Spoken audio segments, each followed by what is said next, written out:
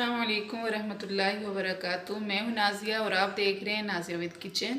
आज मैं लाई हूँ आपके लिए आलू गोभी और चिकन की रेसिपी जो कि बहुत ही मज़े की बनेगी। तो आइए स्टार्ट करते हैं। उसके लिए सबसे पहले चीज़ें हैं, ये प्याज हैं 3 अदद, इनको भी मैंने ब्रिक ब्रिक चॉप कर लिया। और ये लहसुन है, 3 अदद टमाटर हैं और सब्ज़ मिर्चें हैं और आधा किलो चिकन है और गोभी है और आलू। इन दोनों को मैंने अच्छे तरीके से वॉश करके इनकी मैंने कटिंग कर ली है। और इधर कढ़ाई में मैं डालूंगी ऑयल।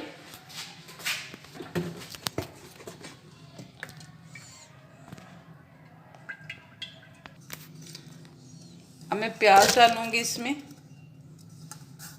और इनको ब्राउन कर लूँगी। अब मैं डालूंगी इसमें लहसुन का पेस्ट और इसको फ्राई कर लूँगी।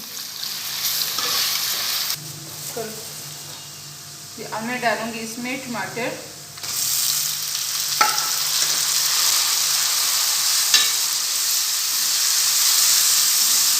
और इसके साथ साथ मैं चिकन भी डाल दूंगी। दोनों को फ्राई कर लेंगे।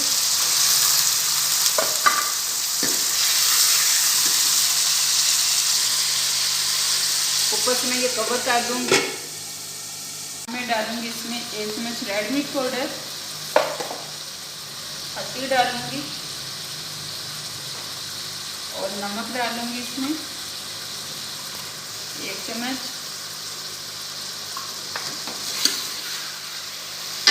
और कवर कर दूंगी ताकि ये चिकन अपने पानी में और ये टमाटर जो हैं ये भी नरम हो जाएंगे। ये देखते हैं,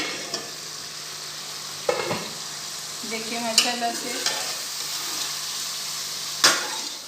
चिकन का पानी जो है वो खुश्क हो चुका है और टमाटर जो हैं ये भी नरम हो गए हैं। अभी चिकन जो है फुल नहीं गला, लेकिन अब मैं इसके अंदर सब्ज़ी डालूंगी गोभी और आलू की और इसको अच्छे तरीके से मिक्स कर लेंगे।